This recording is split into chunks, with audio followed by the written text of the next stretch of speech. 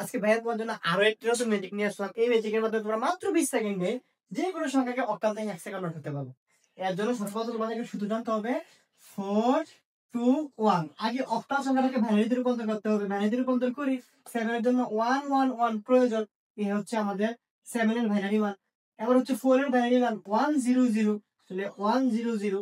আর এই হচ্ছে 5 এর বাইনারি মান 4 1 0, তাহলে 1 0 1। তারপরে বাইনারি থেকে হেক্সা করার জন্য আমাদেরকে চারটা করে গ্রুপ করতে হয়। চারটা করে আগে গ্রুপ করি। এই হচ্ছে এই চারটা হচ্ছে একটা গ্রুপ। আর দেখো আরেকটা চারটা গ্রুপ ফিল আপ না হলে 16 দিয়ে ফিল আপ করবো।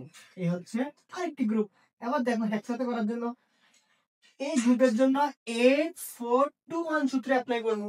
দেন দেখো 0 0 1 1 0 0 1 1 এর মানে হচ্ছে 3 হেক্সাতে 3।